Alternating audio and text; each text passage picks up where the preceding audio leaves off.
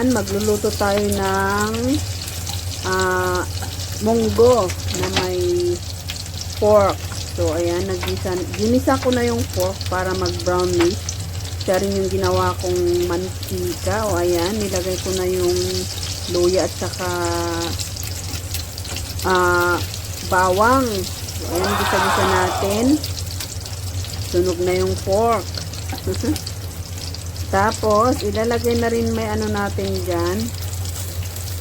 Ihalo-halo muna natin para mabango-bango. At saka, ayan. Ilagay na rin natin yung ating green onion para makulay. Hindi naman ng ating buhay ang makulay. Dapat ulam din. So, ayan.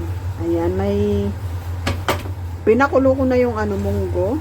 Tsaka nilagay ko na rin yung ating ampalaya. Oh, mga ampalaya dyan. Masarap ang ampalaya. So, ayan, hinalo ko na yung pork. So, ayan. Yan lang po yung kanyang sahog. Ayan na siya. Ready to eat na. So, nilagyan ko na rin siya ng asin. Diba, ang bango niyan. So, ayan na. Halo-haloin na natin para ma-mix yung munggo na may ampalaya na may pork. So, masarap niya. Bango niya habang hinahalo ko siya. Bango-bango. Hindi natin masyadong lutuin yung half cook lang yung ampalaya para hindi mapait. Pero yung ampalaya nila dito sa Hong Kong hindi siya mapait. Hindi tulad sa Pilipinas, mga ampalaya mapapait. Char. So, ayan na. Loto-loto natin dyan.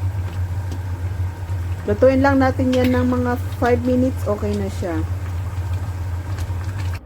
So, ayan. Okay na siya.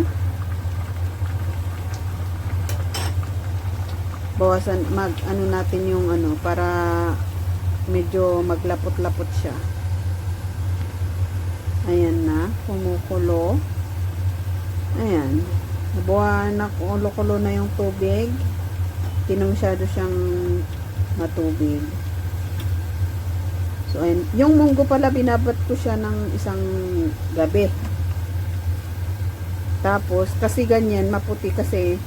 Ayan, kasi maputi, tinanggal ko yung balat niya, nilaphan ko para hindi masyadong kasi yung pag hindi natanggal masyado yung glue niya, pa rin, matigas pa rin eh. Hindi naman yun nakakain, kaso sa akin ayaw ko nung ganun, kaya binawasan ko kasi mabilis naman matanggal yung balat. So ayan, nahalo-halo muna natin, pakuluan muna natin para mabawasan yung kanyang sabaw, para lumapot-lapot ng konti. So, ayan, ready to eat na.